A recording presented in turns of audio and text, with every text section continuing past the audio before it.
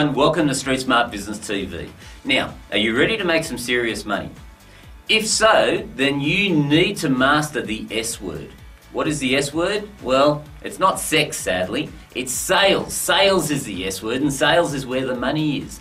You must master sales if you want to have a truly successful company and if you want to make millions of dollars for yourself. The moment that I mastered sales and marketing in my organisation was the moment that I started to dominate and the moment that I started to make serious money for the first time in my life. So how did I manage to master sales? Well, quite simply, it's because I learned not to sell. See, when I changed my attitude and instead of flogging things to clients, saying, here, buy my stuff, and I swapped that 360 degrees to, hey, listen, how can I help you, sir? You've got a problem? I think I have a good solution, but tell me more about your problem. Soon as I swapped to that sort of dynamic in the relationship, my sales went through the roof. So, I stopped selling nearly, 9 or 10 years ago. And as a result, nearly anyone that I want to do business with today, I generally end up doing business with. Why? Well, quite simply because I have their interests at heart. And the way that you get their interests at heart and the way that you help them realise you have their interests at heart is you need to understand what's going on in their head. See, quite simply, if you've got a prospect, chances are they've got a problem of some sort. And if you use our marketing strategies that we teach you, then the prospects will be attracted to you. They would have sought you out and had you positioned as the expert before they're even communicating with you. So, once they come into your circle of influence, what I want you to be doing is forgetting about trying to prescribe solutions to people. What I want you to do is just listen. We've got 2 ears and 1 mouth, and I want you to listen to the client and try to determine what's really going on in their head and what problems they're facing in their business, in their life, and whatever brought them into your environment. It comes down to every dynamic in life comes down to a sale of some sort.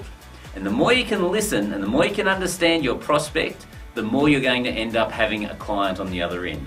This relates to relationships, it relates to businesses, it relates to just about anything. Learn to listen to your client, learn to understand what they're going on about, and then, only then, once you fully understand the situation that's going on between their ears, can you start to recommend solutions to them. Now, I mean this quite sincerely. And before you start recommending solutions to the individuals, I want you to tick a couple of boxes for me. Number 1, so you've got to let them realise that you have the right to give them advice. So you do that by providing things like social proof, things like testimonials from other individuals. And this is even before you're starting to make the sale to them. So you let them know of all the other people that have had successes because they've followed your advice as well. You also want to let them know that there's no risk. Okay, so if they take your advice and if they use your solution, you've got a guarantee there so that, nobody likes making the wrong choice. So if they use your services, you've lowered that risk of anything going wrong for them. And finally, just make sure you've built that trust with them before you even start to prescribe the solution to them. Because when you build that trust, when they know that you've got their interests at heart, when they know, like and trust you, that sale is going to turn up on your doorstep faster, quicker, easier than you ever thought possible.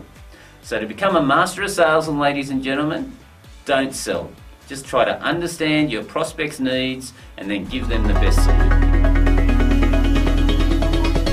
Steve and Dan, thank you for being here. Now they own a company called Christchurch Removals right now, and they actually became partners about a year and a half ago or something, was it? Yeah, a year and a half ago at our first event, which was the Freedom to Frustration event in Sydney. Okay, yeah. So I brought Dan over as a mate of mine. We weren't in business at the time. I just thought it would be great for him to see what I'd been reading about as well. And then I quickly realised after the first seminar that Dan was in the same business with me. Yeah. And I didn't want him having all these marketing ideas and using them against me. so I decided to discuss the options of a partnership with him, and that's where it all began. Fantastic. Now, I remember one of the first things that we did when we started working together was I sat down with all of you and I said, now guys, tell us the end game. What is it that we want to achieve? Do you remember that? Do you remember when we said, right, what is it we're all about? Not just we're getting together. What's our bigger picture here? Do you remember that? I do. And we sort of then determined, I'm not going to go into individual strategy because that's not fair on your company. I'm not going to reveal that here on this interview. But once you had the clarity and once you knew where you were heading, what sort of things have occurred since that year and a half? Tell me where you've gone. Once you actually knew the end goal, did it help you actually start pulling other things into the business in a structural way? We had to just sort of break down the business and just have a look at what we're doing wrong. And before we had this, everything was us. We were the only ones that could do it right, so we had to do it all. And now we've had to stand back and just go, right, we've got to look at things, make sure people are accountable for what they're doing, and just watch what they're doing and just not give up on what you say something, you've got to carry it on. It's not clicking your fingers and paying some money and instantly you've got a huge business, is it? You guys have had your head down and your backside up. Is that true? We've definitely worked hard. Yeah. Yeah. It's not, guys, this is no better roses. You're in business. I know so many millionaires, I know so many billionaires, and none of them take it easy. If you want results, you've got to put the effort in.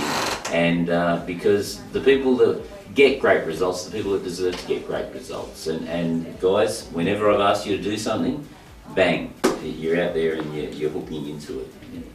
So what do you reckon would be the biggest message overall to share with the people, the viewers that are watching this? What do you think would be the biggest message overall that you could share with them? One of the biggest things for me is nothing happens overnight.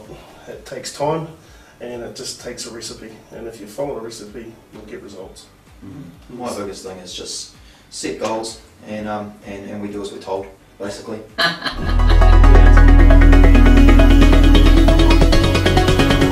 Alright everyone, it's Q&A time. Now Michael, who have we got this week?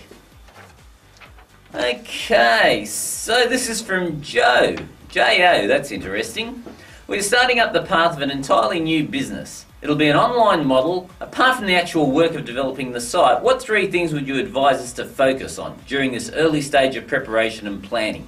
Well, good question, Joe. Now, understand this. Being online in business is exactly the same as being offline. The problem is that most people, because they can get a URL for $10, they don't treat their website seriously enough.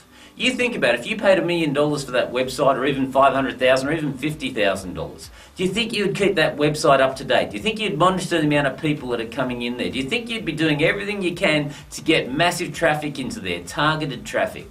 Of course you would. So number one, I want you to stop thinking about your website as a $10 or a $100 or even a $10,000 website. I want you to imagine you've spent $1 million on that website. And then what you've got to do is treat it like it was a shop, so like it was Myers. So with Myers don't put their shopping centre in the back streets of, say, Mount Druitt. What they do is they put their shopping centre where there's massive traffic coming past and targeted traffic so that they can get individuals that have got money in their pockets to come in and see what they have to sell. It's exactly the same with you. You've got to get your message out there onto the internet where people can find you, and you bring that massive traffic past your site so that they can actually see your website. Now, when they're walking past your site, Joe, what you got to do, just like with Myers, you know how they spend a fortune on all their window displays, okay? So you got to do exactly the same thing with your landing page. When they see that site and they see you instantly, they have to know they've come to the right place. You got maybe 2 or 3 seconds max to grab their attention. So you better have something very compelling to sell to them, to grab their attention so they know they're at the right spot. And then if that happens, you've got a very good chance of having a successful site. I hope that helps. Until next time, bye for now.